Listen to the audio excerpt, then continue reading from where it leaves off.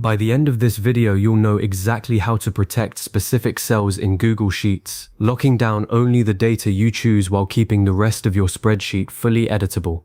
Google Sheets is an incredibly flexible tool for collaboration, but that flexibility can sometimes lead to accidental changes or even intentional edits that throw off your carefully built formulas and data.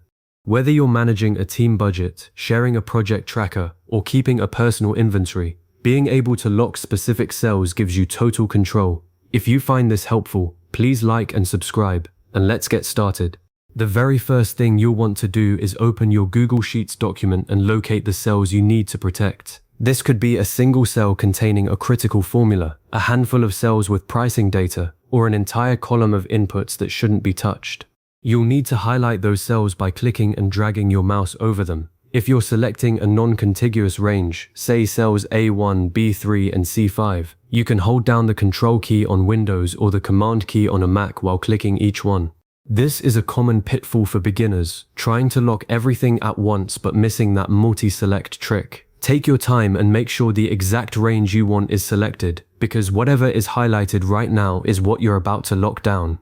Once your cells are selected, it's time to open the Protect menu. You have two easy ways to do this, and I'll walk you through both so you can pick whichever feels more natural. The quickest method is to right-click directly on your selected range. A context menu will pop up, and you'll see an option labeled Protect Range. Click that, and a sidebar will slide open on the right-hand side of your screen. Alternatively, you can go to the top menu and click Data, then scroll down to Protect Sheets and Ranges. This second method is great if you're already working in the menu bar. But honestly, the right-click approach saves you a click or two and feels more intuitive once you're used to it. Both paths lead to the exact same sidebar, so use whichever suits your workflow. Now that the sidebar is open, you'll see a field labeled Description. This is completely optional, but I strongly recommend using it, especially if you're working on a complex spreadsheet with multiple protected ranges.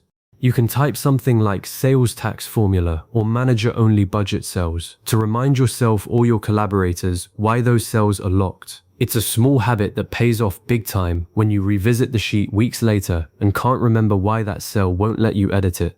Without a description, you might find yourself digging through permissions to figure out what's going on. So take 10 seconds here to add a simple note. It's a best practice that seasoned spreadsheet users rely on. Next, you'll need to set the actual permissions, and this is where the real power of cell protection comes in. In the sidebar, look for the button that says Set Permissions and click it. A new dialog box will open, and this is where you decide who can edit those specific cells.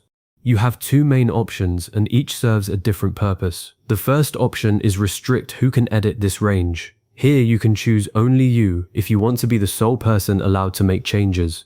This is perfect for locking down formulas or critical reference data that no one else should touch. But if you're collaborating with a team, you can also click Custom and then enter specific email addresses of people you trust to edit that range. Just type each email, hit enter, and they'll be added to the list. Everyone else who views or edits the sheet will see those cells as read only, meaning they can select them, copy them, or view their content, but they cannot change anything. The second option is Show a warning when editing this range. This is a gentler form of protection that I love using for shared sheets where I want to prevent accidental changes without completely locking people out. When this is enabled, any user can still edit the cells, but before their change goes through, a confirmation prompt will appear asking, "Are you sure you want to edit this protected range?" It forces them to pause and think before typing, which cuts down on accidental overwrites dramatically. This is a fantastic choice for collaborative lists or input areas where you trust your team but want a safety net. Just be aware that it's not a hard block. Anyone can still click through the warning, so if you need true lockdown, stick with the restricted option. Once you've made your choice, click the blue Done button. Your permissions are now saved, and you'll see the sidebar reflect your settings. The protected cells will also have a subtle visual indicator. A small lock icon appears when you hover over them, and the range itself might get a faint border or shading depending on your sheet's theme. This visual cue is helpful because it immediately tells anyone looking at the sheet that those cells are special. If you ever need to adjust the protection later, you can simply go back to Data, Protect Sheets and Ranges, click on the range in the sidebar, and update the permissions or delete the protection entirely. One common mistake people make is forgetting they've protected cells and then wondering why a formula won't update. Don't worry, it's an easy fix once you know where to look. Let me wrap up by giving you the full picture of what you've accomplished. By following these steps, you've now locked down specific cells in your Google Sheets document, ensuring that only you or the people you explicitly trust can make changes. This protects your formulas, your data integrity, and your sanity, especially when multiple people are working in the same file. A great next step is to combine this with sheet-level protection, where you can lock an entire sheet from editing while leaving certain cells open.